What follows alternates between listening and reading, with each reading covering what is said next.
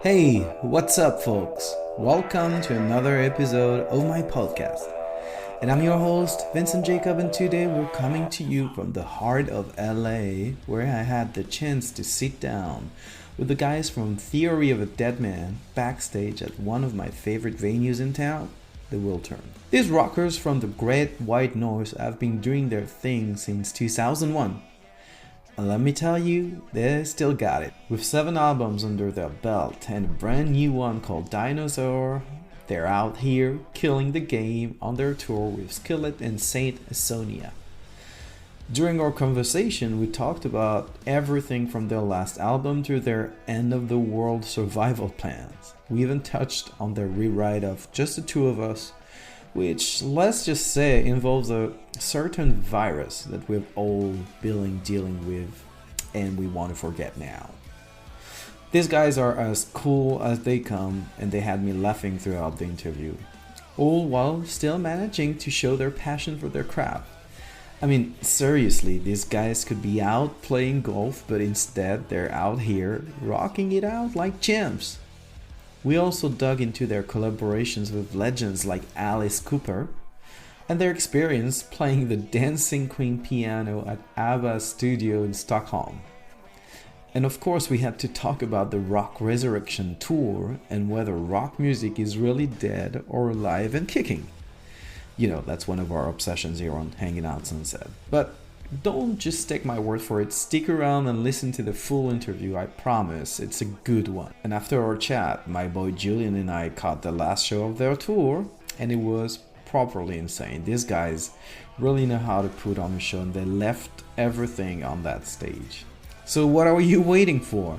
Let's dive into my conversation with Tyler, Dave, Dean, and Joey from Theory of a Deadman right here on the Hanging On Sunset podcast. As always, hit us up at hangingонsunset@gmail.com or slide into our DMs on Instagram at hangingонsunset. Alright, let's do the show.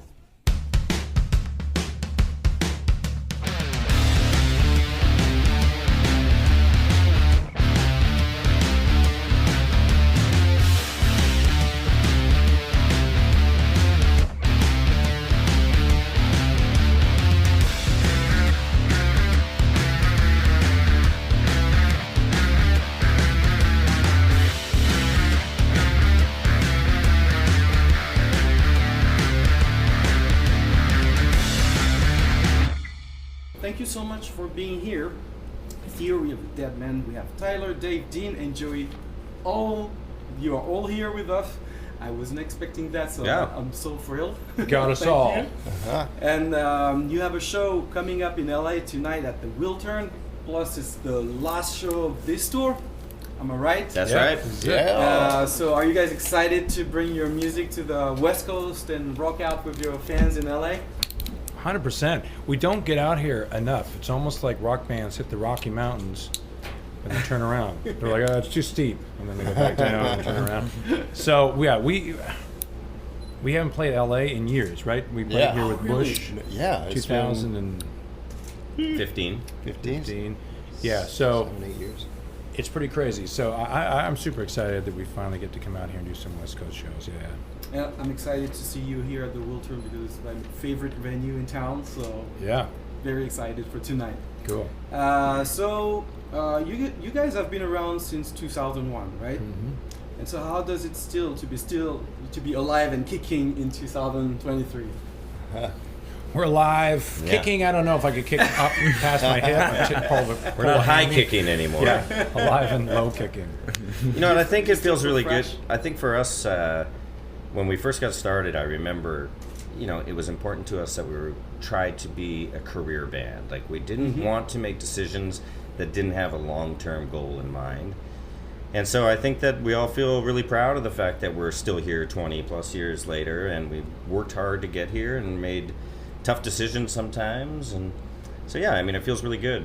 And we've seen a lot of really great bands come and go and disappear from the music biz, and you know, it's very possible. So we're pretty happy to still be a part of it. I think after the pandemic too, it was taken away from us. So to be back again, it's almost like a restart, refreshness. It feels good to be able to do it again after it was sort of taken away. And especially in this day and age of, like TikTok and everything going so fast and faster and faster. You have bands now that have a longevity. It's a hope for us fans. Yeah. Because you don't want to see an artist and then they disappear. You don't know what they become. You like to see people evolve. So your latest album is called Dinosaur. Are you guys feeling a bit ancient these days, or is it just your way of saying you're timeless classics now?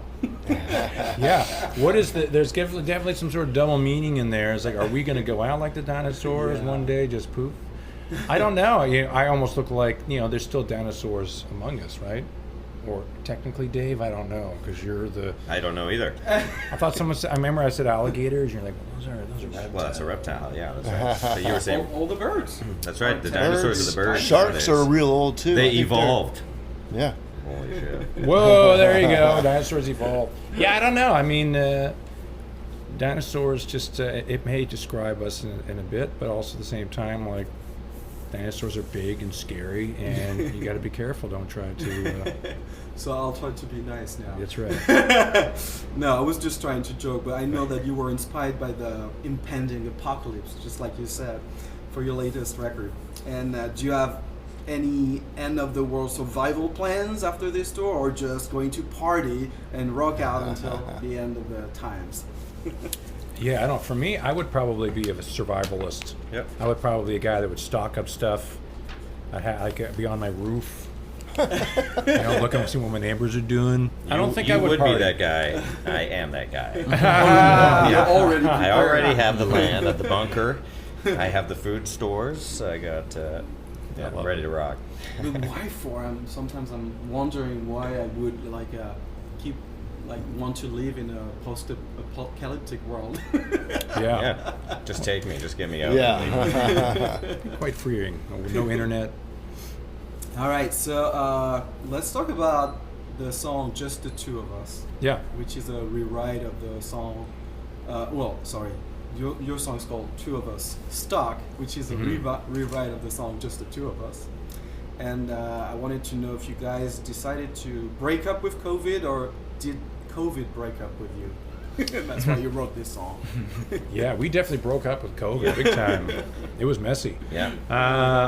Yeah, I mean, you definitely could tell where the song comes from, right? It comes from, like, I think I was reading some stats on the divorce rate during COVID. I think people, when they started working from home, they realized that they really needed time apart from their significant other. A little space. Yeah, a little goes space. a long way. That's right.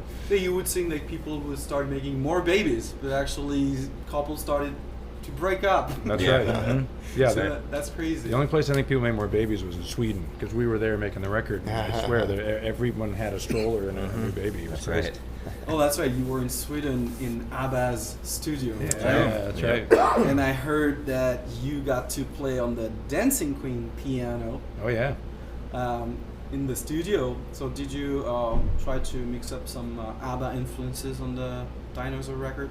Always. Well, we did. We went to London and we went and saw the ABBA show with the holograms or whatever Oh, really? the deal was. Voyage. And it was amazing. Yeah, It was ABBA really Voyage good. is that what it was called? It was unbelievable. It was unreal. Like, I actually had a hard time figuring out. My brain couldn't really figure out what was going on for some of it. It was really cool. Yeah. Could have been Well that done. weird hot dog you ate. It could have been that hot dog. Yeah, that's possible. Did you get to interact with some people from ABBA in the studio over there? We did interact with Benny. Yeah. He came in one day. He was recording some piano, I think, for that ABBA Voyage show. He came into the studio. He asked us politely if he could come in while we were working. We just took a break while he recorded some piano.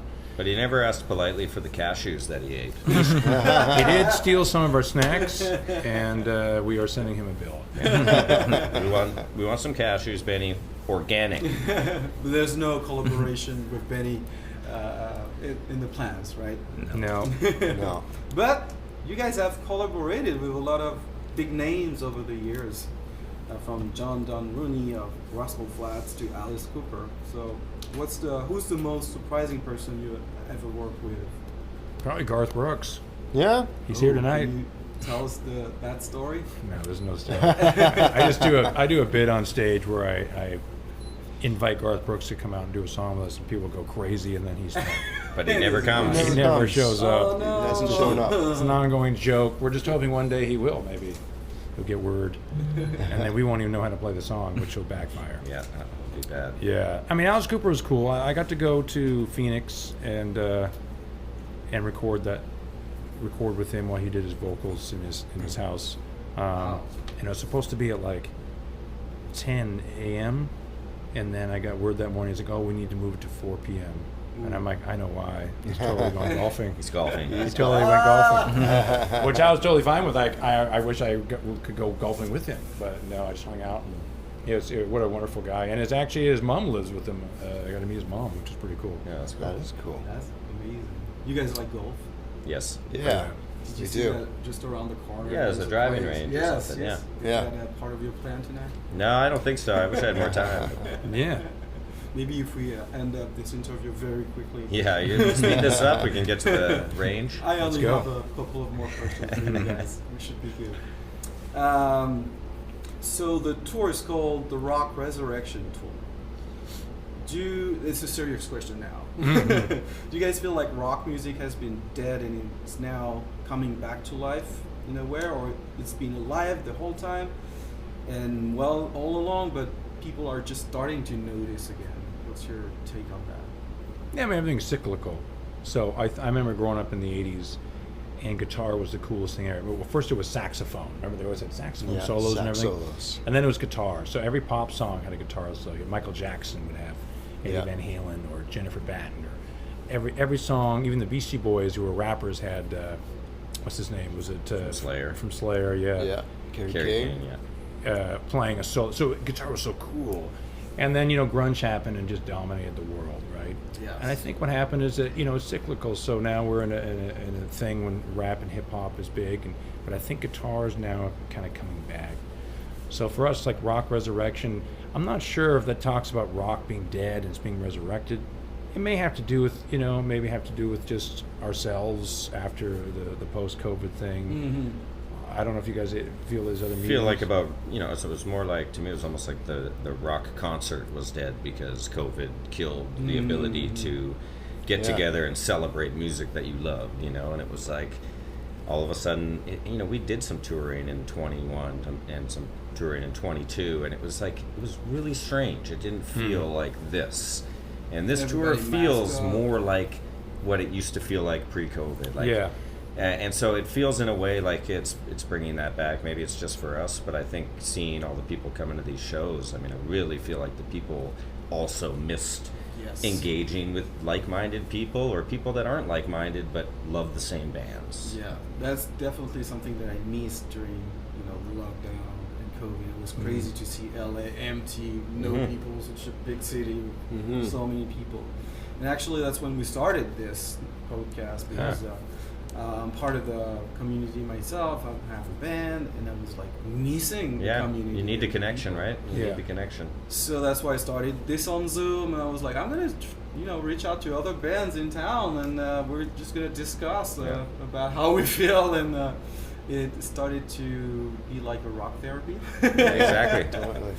And I'm glad that now bands are rocking out on stage again, and I can't wait to be performing again too soon. I think it's therapeutic for everyone involved during the show too. I mean, you can see people having a good time. Yeah. They all need it. And before COVID, at time, because you have such a long career, maybe you got enough of touring and you're like, oh, I want to be home. And I guess maybe COVID made you rethink about this and like, oh, maybe you see it as a privilege to be able to live this life. So what impact on you, the way you see touring had COVID on you? Yeah, well, it's like you don't know what you got till it's gone, right? Mhm. It's we were just joking today about, we complain, but we got to make sure we only complain to one another. Don't ever complain to like friends and family because they won't get it. Yeah. Complain about your flight to Sweden or your flight to go over and play a show in France. Oh, yeah, the lineup. Your is so catered long. meal wasn't quite up to snuff. My steak was cooked wrong.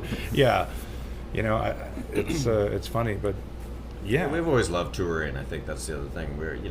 It's not like we dislike touring, but you definitely, you don't realize, I think, what it means to you till it's gone, and all of a sudden you're no longer able to just spend time with each other, where you spend more time together than with anybody. And so I think definitely that part of it came back, like when we got to be able to see each other and hang out with each other again. It just that was the therapy for me. Mm-hmm. And what were your occupations during that time?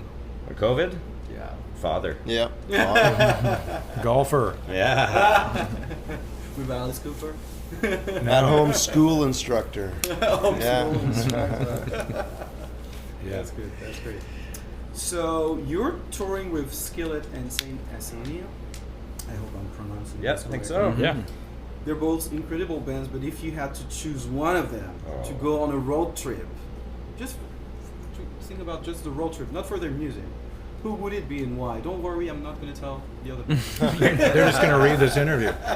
Man, I mean, I know who I would pick. We just actually kind of said goodbye to the other bands because the end of the tour. And, man, they're all just such wonderful people. I mean, Skill is probably one of the most generous bands I think we've ever toured with. Yeah. Just are always showing their kindness and forthright with just positivity all the time. Yeah, it'd be hard. It'd be hard to pick, to be honest. Yeah. We'd have to bring them all. It's like picking your favorite child or animal or your favorite cat or something. Not that they are. Cross-tour again, You know. And That's why we are gonna probably do it all again. The same three bands. So. Yeah. oh, that's great. Yeah. That's great. And you're stopping your tour tonight, but actually you're back on a new tour in a month, right? That's right. That's right. Yeah. We're going to Canada. Nice. And how do you feel between those moments where you're on tour? Is it good to actually stop and refresh with your family, or do you miss it and I just can't wait to be on that stage again? You need the downside time. Yeah. Or you go nuts. They need each other, Each other. It's a very dichotomous life. Yeah, by week 5 of a 6-week tour, you're ready to go home. You're ready to be home, and if you're home for 4 weeks, by week 3 of those 4 weeks, you're ready to get back on the road. Yeah. And, you're missing what you love doing, and You stub your toe in week 1, you're like, oh, that's okay, haha. And then week 5, you stub your toe, and you're like, throwing chairs. Who put this chair here? Yeah, I can't have one day off from this crap. And how does it feel to play a last show on the tour? Are you excited and you give more energy, or you're exhausted and you just can't wait to? you don't want to take anything home, right? You leave it all on stage tonight, so Yeah. I think there's nothing to save anything for. It's exciting when it's the last show. You just get up there, and LA's cool too. We don't, like you say, you don't play here very often, so it'll be fun to just play for some LA fans. Well, thank you so much for giving us the time, and we'll see you on stage tonight. Right on. Yeah. Thank you very much. Absolutely. Thanks so much. So you guys live here full time? Yes, Oh, cool. from LA, but actually I'm moving back to France. We're gonna play a show in Paris. October. Is it October? Yeah. October Second. They said the venue, I can't remember the venue's called. It's small. It's like 800 seat club. Do you know the name? No. October 2nd. That was, I think. 800. What would it be? Maybe La Cigale. That sounds familiar. I don't know. Well, it's. It was a part of it was a room that had multiple rooms in the thing. I went and checked out the website. La Machine du Moulin Rouge. Oh wow, that's pretty cool. Moulin Rouge. It's like a very iconic place in Right. Paris. Is that what you've heard of it? Yeah. La Machine du But I haven't Moulin been Rouge. to that venue because I've been here for 13 years now. Right. So it's gonna be a big move. But yeah, hopefully I'll see you guys in France. Have you ever toured there? We played some Yeah. shows there. Yeah. Played there before. It's great. They like to mosh, and they like to also go "Olé, olé, olé, olé," before the encore. That's right. That's Yeah. right. We're backstage, we're pretending that we're not going to do one. Well, thank you so much. Yeah. Thank you. Thank you guys.